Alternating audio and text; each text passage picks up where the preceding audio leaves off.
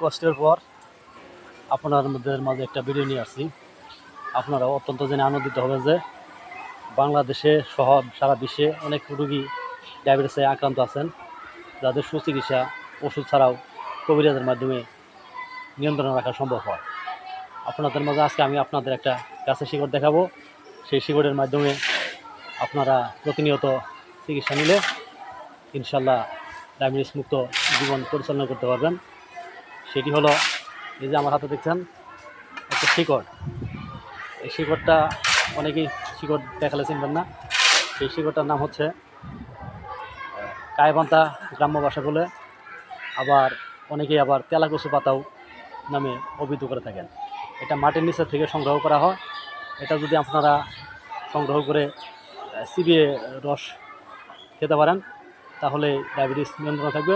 Diabetes থেকে আপনারা অনেকাংশে সুস্থ জীবন পরিচালনা করতে পারবেন। অর্থনৈতিকভাবে আপনারা অনেকটাই বেঁচে যাবেন। টাকা পয়সা বেশি একটা খরচ হবে না। আপনারা এই ইটে গাছটা সংগ্রহ করে রস চিবিয়ে খাবেন। আপনারা হয়তো এই গাছটা শিকড় দেখে চিনতে পারবেন না।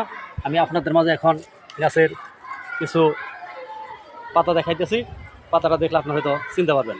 এই যে দেখতেছেন পাতা, তেলাকুচুর পাতা বা কায়বান্তা। এই পাতাটা দেখে আপনার গাছটা চিনে রাখুন, বিভিন্নভাবে সংগ্রহ করুন।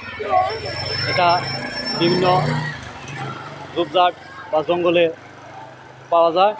জঙ্গল থেকে আপনারা সংগ্রহ করে এই পাতাগুলি রান্না করে খেতে পারেন অথবা ভাজি করেও খেতে পারেন। যেভাবেই খাবেন সেভাবেই আপনারা উপকৃত হবেন, ডায়াবেটিস থেকে নিয়ন্ত্রণে থাকতে পারবেন। প্রতিনিয়ত অনেকেই গরিব মানুষ আছেন যারা অর্থের অভাবে ডায়াবেটিস নিয়ন্ত্রণ করতে পারতেছেন না। তারা একটু মেহনত করে এই তেলাকুচুর পাতাটা সংগ্রহ করে ভেজে খাবেন অথবা তরকারি আনতে খাবেন, তাহলে আপনারা সুস্থ জীবন পরিচালনা করতে পারেন। আর যদি এই যে গাছের শিকড়টা দেখাইলাম এটা যদি খেতে পারেন তাহলে অনেক উপকৃত হবেন, যেটা আপনারা খাওয়ার পরে বুঝতে পারবেন, অনুভব করতে পারবেন। অর্থনৈতিকভাবে স্বাবলম্বী হতে পারেন না অনেকেই পরিশ্রম করে দিন আনে দিন খান, অথচ ডায়াবেটিস রোগে আক্রান্ত আছেন।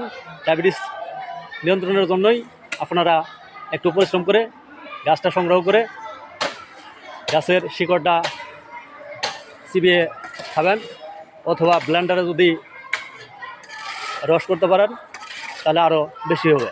দেখা হবে অন্য কোনো ভিডিওতে। এই প্রত্যাশায় শেষ করছি। আসসালামু আলাইকুম।